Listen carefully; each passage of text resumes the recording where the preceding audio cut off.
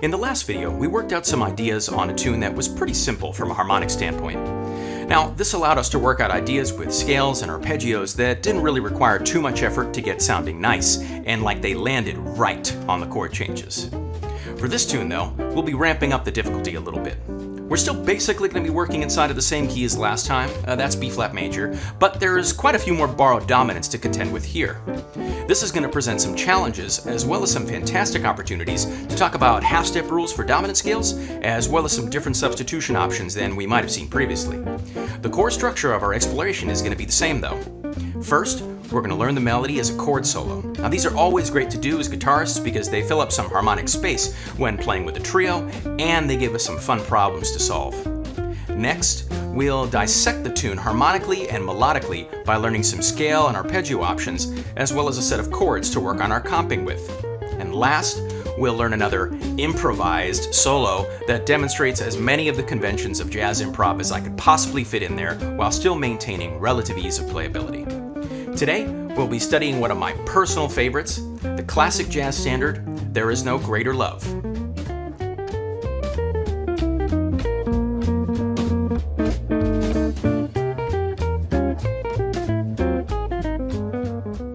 This tune, while still being relatively simple, especially when it comes to the bridge, has a few more things for us to contend with than the last study on Autumn Leaves did. The form of the song is more standard jazz fare. This time though, it's a traditional 32-bar AABA, also known as ternary song form. This structure has become so ubiquitous in the jazz lexicon that we could really consider it a standard form of the genre for a huge chunk of its history. The harmonic structure of this tune is a little bit more complex than last time though. While still using the circle of fifths as its guiding principle, it uses borrowed dominants from keys outside of the home key of B-flat in order to tonicize or prepare upcoming chord resolutions. Now this can make what might have been a simple structure more interesting, but it also increases the challenge when it comes to improvisation and arranging. Let's start off our study today by learning the melody as a chord solo. To start us off, let's have a listen to what this chord solo sounds like at a slow tempo.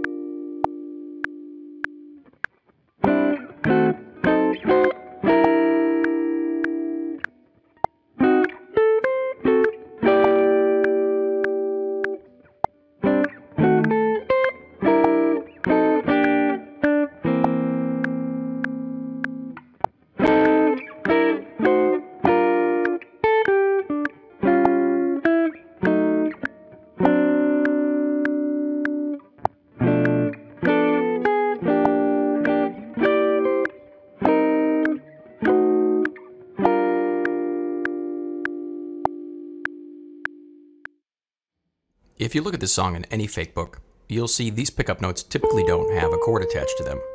But wait, the same pickup happens at the end of the A section over an F7, so it's pretty safe to assume we can just play some F dominant stuff under this and make it jive pretty neatly. I decided to go with this combination of C minor 6 and G minor 6 diminished to get me where I needed to go, as I was really thinking about this pickup being multiple borrowed dominants into the home key.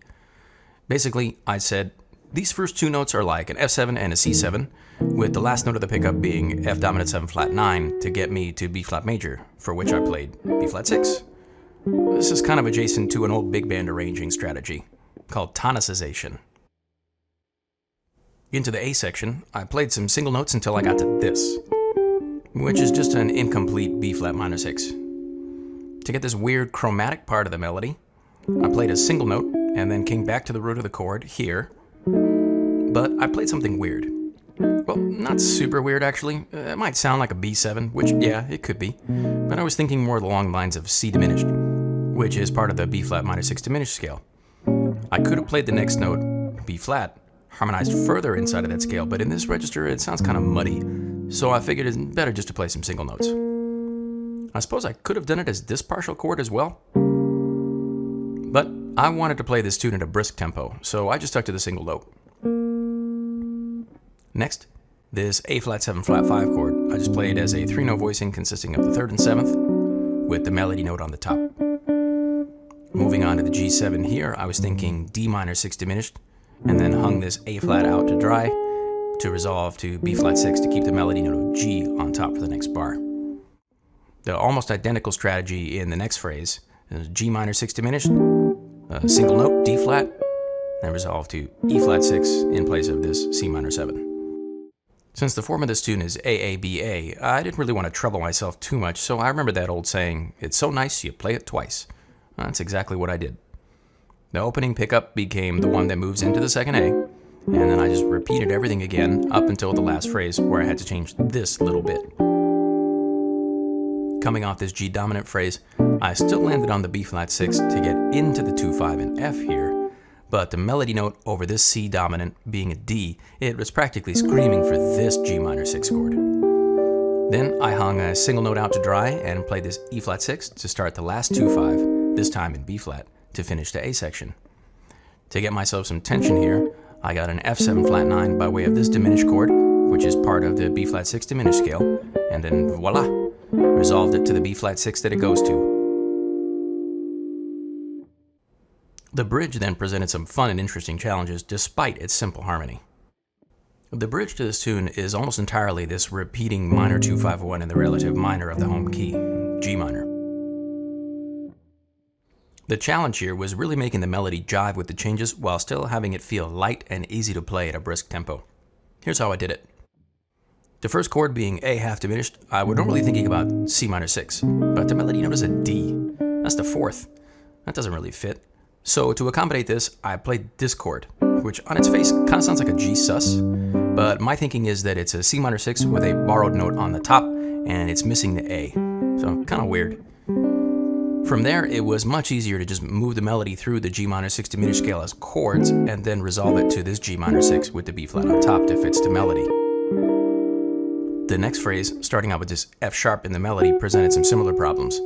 I think this F sharp is really pointing to the fact that this whole bar is actually functioning entirely as the dominant, so I just ignored the half diminished and played this C diminished triad to keep the texture similar to the last phrase. From there, because of the way I'm deciding to play the melody rhythmically, I opted not to harmonize the A and the C, but did harmonize this E flat with this diminished chord, part of the G minor 6 diminished scale. And what do you know? That resolved down to G minor 6.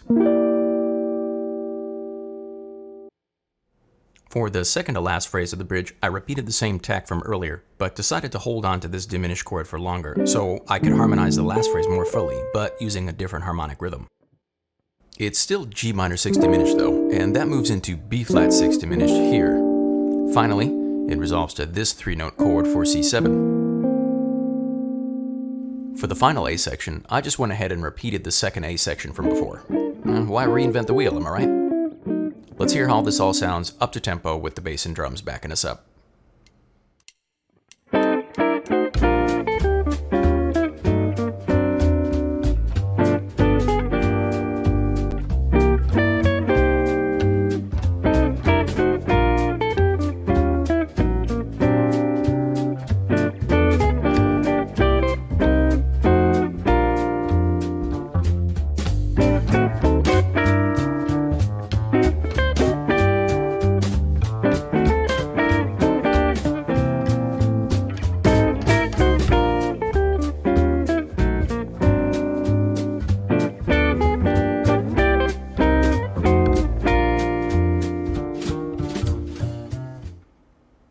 Now, my old high school band teacher used to love to say, "You gotta follow before you can lead, son." So let's work out a set of chords to comp with next. For this tune, my strategy for voicing these chords is super similar to the last study. That is to say, I want the voice leading between the changes to be as smooth as I can possibly manage, while just playing block chords as whole notes or half notes, depending on the measure's harmonic rhythm. To start out, we've got this standard B flat major 7 in root position. Next up, I substituted this B flat minor 6 in for E flat 7, giving me the sound of E flat 9th. A flat 7 flat 5 saw me use this voicing in order to keep the voice leading smooth. To round out the first 4 bars, we get this D minor 6 as a sub for G dominant, giving me G 9th. Moving on to the next 4 bars, this G minor 7 gets a B flat 6 as a substitute. Then G minor 6 is subbed in for C7. C minor 7 in the next bar becomes E flat 6, and the last F7 becomes C minor 6 to give me the sound of F 9th. What I really hope you notice by now is that major 6 and minor 7 are interchangeable. The minor 7 in reality is the relative minor of the major 6 chord after all. Also, if we play a minor 6 chord from the 5th of the dominant 7, we get the sound of a dominant 9th voicing. For the second A section, I started out with this F6 in place of B flat major 7, giving me the sound of B flat major 9. Next, used the same 6 on the 5th rule from earlier and played B flat minor 6 over E flat 7 for an E flat 9th sound. I just used a different voicing this time for variety and to make the move to this next chord smoother. This chord can be looked at as an E flat minor 6 with 1 borrowed diminished note to account for the flat 5 in the chord. Here's an E flat minor 6 in first inversion, this G flat in the bass, and which would be an A flat 9th chord, but I borrowed this D, the flat 5th, from the diminished below, and voila, we get this. That voicing then dovetails really nicely into the next chord, G7, for which I predictably subbed in D minor 6 in first inversion to keep the voice leading smooth. The last phrase of the second A section speeds up the harmonic rhythm with what really amounts to a series of 5 of 5 chords before resolving to the home key. G minor 7, I use B flat 6, which by now you should probably be expecting. For C7 though, I use this E diminished, which comes from the F7 diminished scale. Because all 4 of the 6 diminished scale, that's major 6 diminished, minor 6 diminished, dominant 7 diminished, and dominant 7 flat 5 diminished, contain the dominant, F7 diminished allows me to use the diminished chords it contains as C dominant 7 flat 9 that moves to F. Even though the next bar goes to C minor 7, the place it ultimately goes is F7, so the voice leading here actually works pretty nice. This E diminished resolves nicely to the E flat 6 I used in the next in place of C minor 7, and then finally we get a C minor 6 in place of F7 before finally, mercifully resolving down to this F6 in place of B flat major 7. Moving on to the bridge, I just want to point out that this would be a fantastic place to use the G minor 6 diminished scale as chords in order to create some harmonic movement, because really the bridge is all just a series of minor 2 5s in G. However, I still want to show you how to navigate this as block chords and how to use these ideas for substitutions. So here's what I did. The substitutions for these chords are always the same here, so I'm just going to point them out once. For A half diminished, I use C minor 6. D7 gets either a diminished from the G minor 6 diminished scale or an E flat minor 6. And then G minor 7 is always B flat 6. Here are the voicings I used each time. First, I use these 3. C minor 6, E flat diminished, and B flat 6. Then, this C minor 6, E flat minor 6, and this B flat 6. And finally, here's this C minor 6, E flat minor 6, and then B flat 6. To get me back to the A section, I used my favorite dominant 13 chord for this C7 because I wanted the 7th in the bass to resolve down a half step to the next chord, F7, for which I subbed in C minor 6. For the last A section, I tried to use some varied and different voicings as opposed to the previous 2 repetitions, but still kept the same substitution principles from before. As usual, this F6 is standing in for B flat major 7, B flat minor 6 takes the place of E flat 7, A flat 7 flat 5 is had with this E flat minor 6 with the 1 borrowed diminished note, and G7 is D minor 6. For the last 4 bars, we get B flat 6 in place of G minor 7, and then this B flat diminished takes the place of C7. That resolves nicely to this E flat 6 in the place of C minor 7, and then finally I played this F dominant 13 flat 9 voicing to resolve back to B flat major like this. Now let's check out some scales and arpeggio that we can use to play lines over these changes. Now, to play effectively over this, or really any tune for that matter, we need to have a firm grasp on the harmony. So, in addition to the scale shapes that I'll demonstrate here today, I would really highly encourage you to thoroughly learn the major scales, as well as all 3 minor scales in all 12 keys over the entire range of the guitar. The classical Segovia patterns are fantastic for this type of study, but I'll show you my approach here as well. Let's get started. First things first, we obviously need to be able to spell a B flat major 7 chord. That's B flat, D, F, A, the root, the 3rd, the 5th, and the 7th. Next, I want to be able to play the scale from each of those chord tones, but I want to start with the lowest possible one that I've got. In this key, that happens to be this honkin' low F on the 1st fret. From there, I'll play B flat as far up as I can go without doing any drastic position shifts, and then stop when I hit another chord tone. In this case, I decided to stop at the 7th. Now, you might look at this and think, well, David, isn't that just F mixolydian? And yes, it is. However, F mixolydian is part of our B flat scale, and the context here is B flat major 7, which is what's really going to determine how the scale sounds. I'll do the same thing from each following chord tone. Here's the same scale starting from the 7th and ascending to the 3rd.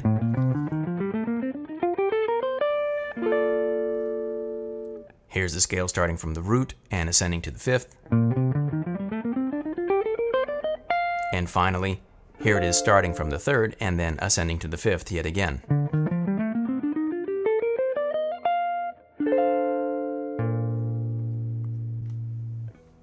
Inside each of these patterns also exists the arpeggio of the chord, and we should investigate playing those as well from each inversion as far as we can inside of the scale shape.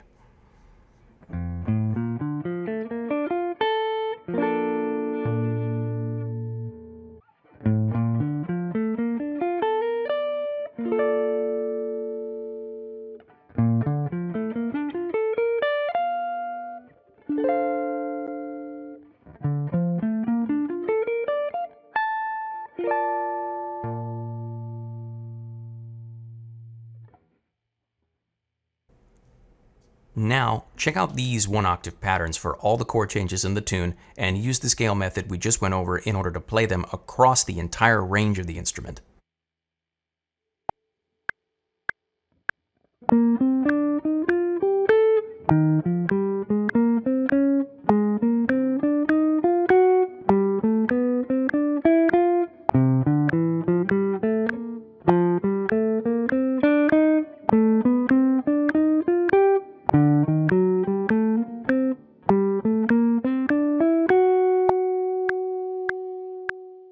We should then apply the same strategy towards playing the changes with arpeggios as well. Keep in mind that these shapes are all for root position of the primary chord tones, that's 1, 3, 5, 7 only. We'll cover upper structure stuff and substitutions in a later video. Still, you should practice these in all inversions across the entire range of the instrument as much as possible. Here are some simple 1-octave shapes for all the changes in the tune to get you started.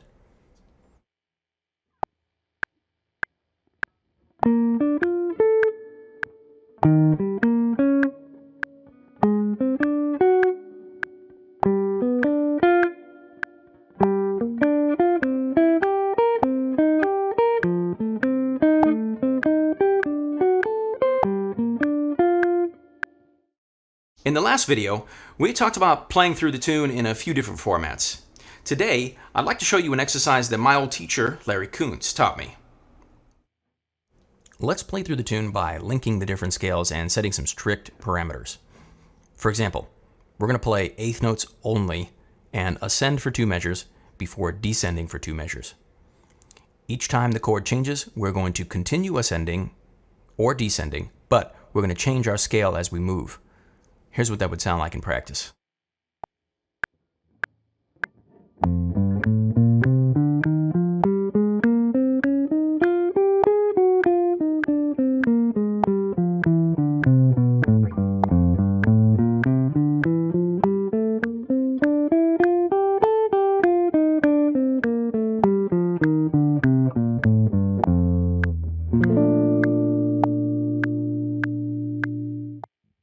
We can and should do this starting from each chord tone of the first chord in the sequence. We should also do this from the lowest possible appearance of that chord tone as we can. Other ways to mix this up are to change the subdivision that we're playing or change the number of measures ascending and descending. Last, let's talk about some half steps. In jazz, we use a lot of chromaticism in order to make the math of our playing shake out correctly. Now, basically what that means is that we always want to play chord tones, 1, 3, 5, 7, on strong beats. In this case, the strongest beats are 1 and 3, weak beats 2 and 4. Sometimes playing just the scale notes doesn't allow this to happen. So in certain places, we can add a half step or multiple half steps in order to account for this. The simplest and most effective use of this comes from the master Barry Harris. For major scales, we can put a half step between 6 and 5 when starting from any chord tone. Or we can use 3 half steps between 6 and 5, 3 and 2 and 1 when starting on the 3rd, the 5th, or the 7th. When we're playing non-chord tones, we can either use no half steps or 2 half steps between 6 and 5 and 2 and 1. For dominant chords, the rules are similar, but instead of the initial half step being between 6 and 5, it's between 1 and 7. These rules are all for starting on the beat as well. The math changes if we start on an upbeat after all. Here's an example of how this would flow over the changes to the A section.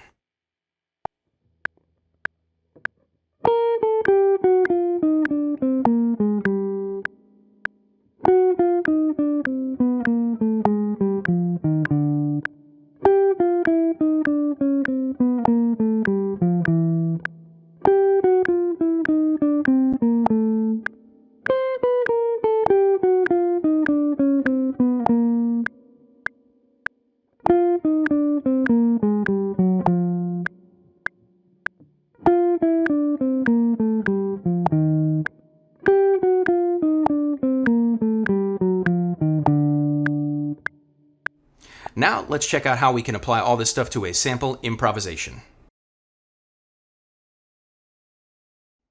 Now it's time for my favorite segment, the improv etude. Just like last time, I tried to keep things rhythmically pretty simple, so I stuck to, again, a nearly constant stream of continuous eighth notes. This time, however, I made the actual lines themselves slightly more complex by including harmonic moves that I feel are just a bit more advanced than what we saw in the Autumn Leaves example.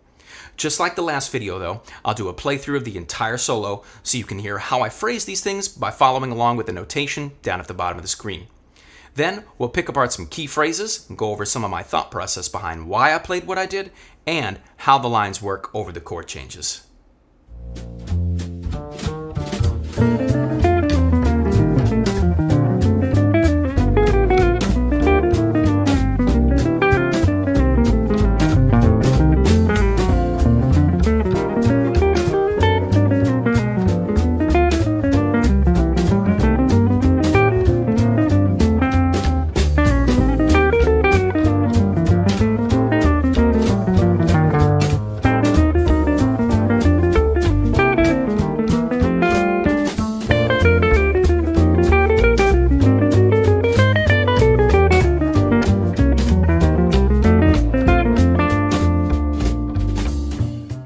Man, I love this tune.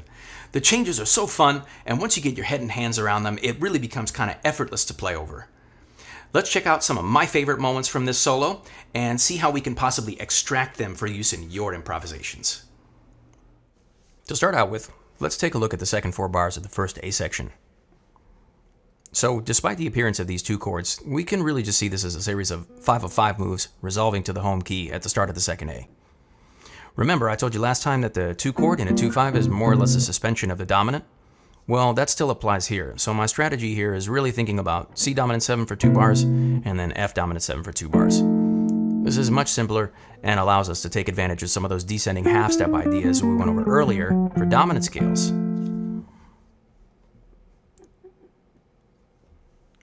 Starting out on the 5th of the C7 scale, I came down using the 3 half step rule until I hit the 7th in bar 2. From there, I played up this B flat diminished arpeggio, which perfectly describes a C dominant 7 flat 9 chord. After that, it's just more scale playing, this time from the 4th, and I put 1 half step in from the 2 to the 1 to get across the bar and land on the 5th of the F7 scale in the next bar.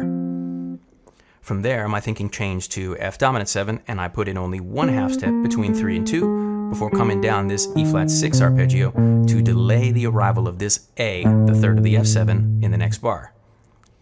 Once I landed there, though, I played up a C minor 6 arpeggio to land on the 3rd of F7 again, and then walked down using 2 half steps between 3 to 2, 2 and 1, to finally come to land on the 5th of the next chord, B flat major 7. This is a great line, I think, and it provides a moment of rest on its final resolution in order to start a new idea on beat 2. Check out what that sounds like slowed down.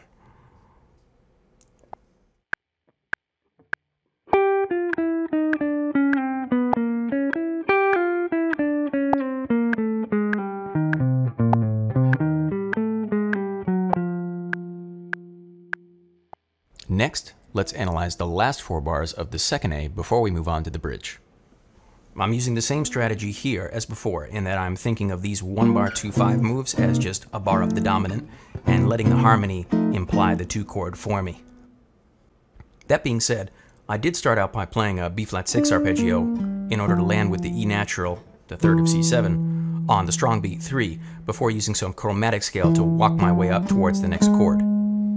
Here, once I arrive at this A, the 3rd of F7, on beat 1, I'm still thinking of walking up a chromatic scale, but that doesn't seem to immediately explain this leap of a 3rd. Well, that's really just there to take up rhythmic space, because if I just played the next half step of B flat on the end of 2, like it would normally occur in a chromatic run, then my chord tones are all in the wrong place.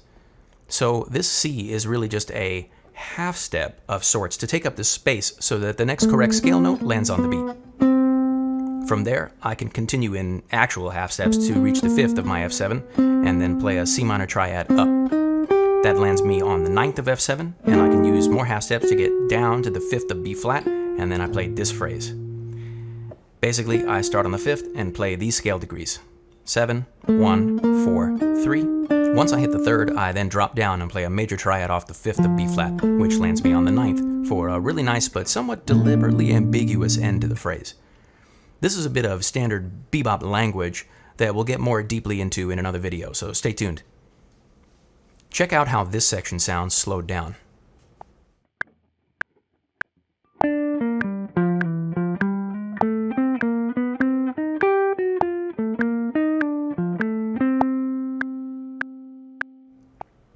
Let's follow on from there and look at the next 4 bars in the tune.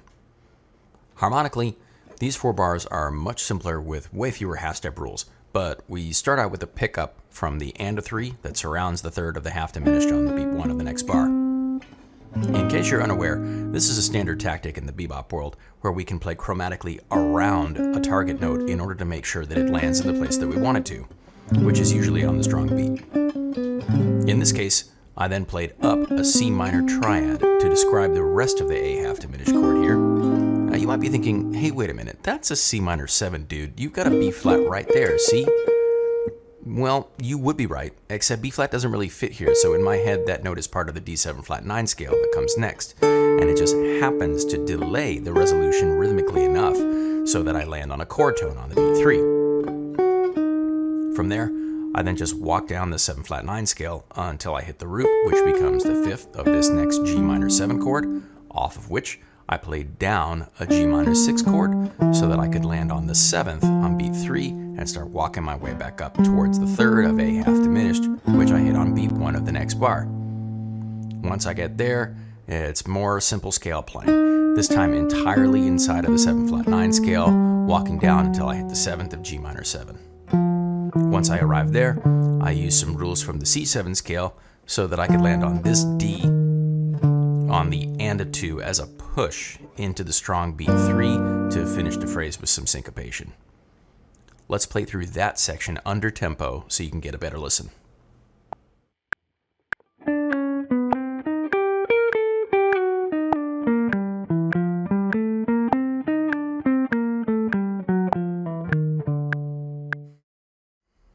For the last bit of analysis we'll do together, let's take a gander at the first 4 bars of the last A section.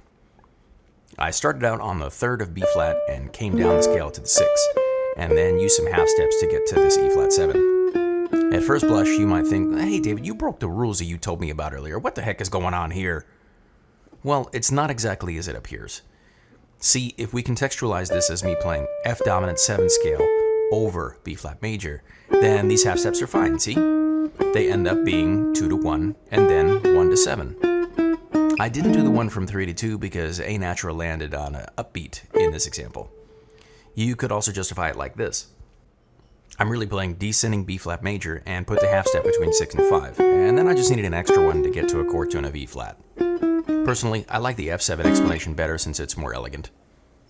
Once I hit the E flat 7, I just walk up the scale to the 5th, and then play this B flat minor 6 arpeggio down, which lets me then move from the 7th of E flat to the 3rd of A flat on the next downbeat. This is always a really strong resolution when moving from dominant to dominant, or even from the minor to its dominant. Over the A flat 7 flat 5, I played up a D7th arpeggio in 3rd inversion, which is the tritone substitution of A flat, so it gives me some pretty slick sounding tensions. The flat 9 here resolves me down to the root, and then I just played this 1, 2, 3, 5 cell. This little 2-beat lick is actually super critical in improvising over other more complex changes, but we'll cover that in future. The E flat here, 5th of A flat, then resolves down to the 5th of the G in the next bar. And then I just played down to the 3rd of that G7 and used some 7 scale half steps, with an altered 6 in this case, to resolve down to the 5th of the next chord. Have a listen to what this sounds like slowly, and pay close attention to the tension that gets created by that tritone sub over the A flat 7 flat 5 chord.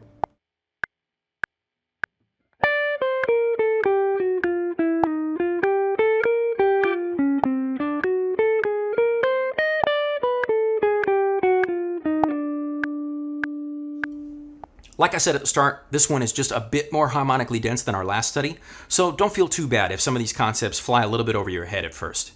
Stick with them, and I promise you that you'll be able to hear these things in the moment when you're improvising eventually. Don't try to force them either. It's really important to practice these things on their own, and then over time when you're actually improvising, you'll find them naturally start to bleed their way into your everyday playing.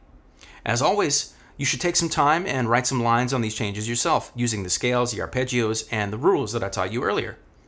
I also can't understate the importance of seeking out a solo by one of your favorite artists, playing this tune, and doing a transcription of their solo, even if it's just a couple of phrases. There's a lot to be learned from the recordings of jazz masters, and really, it's never been easier to access that catalog of music. Here's a couple of cuts of this tune that I really enjoy and that I think you would get a lot out of as a transcription. First up, we got Boss Tenors by Gene Ammons and Sonny Stitt. Now, Gene's stuff is fine, it's really well done playing, but Sonny is the real reason to come to this record. Next up, we got Plays Trumpet with Friends by Freddie Hubbard. Now, I don't think I really need to sit here and gas on about Freddie Hubbard, so just go check it out, okay? It's Freddie Hubbard, man. There's good stuff in there. And last is Free For All by Frank Rossellino. Frank's a little bit of an underrated, sort of less well-known trombone player, but he played with Cannonball Adderley back in the day, and he's got some really great lines on this album too, so go check that one out. Well, folks, I'm afraid that's it. That's all I've got for you today. I know, it's almost disappointing how paltry this exploration was. I'm obviously kidding. If you stuck around to the end of this, I really hope that you've been able to gain some insight into this tune. What was your favorite lick from the etude? Have you ever practiced those half-step rules I talked about earlier? What's your favorite standard? Let's chat.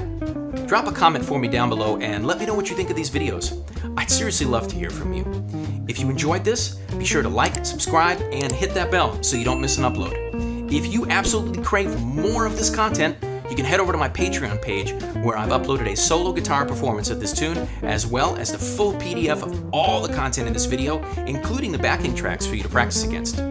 Thanks again to all of you for watching. Now go on, get out of here. Hit the shed. I'll see you in the next video.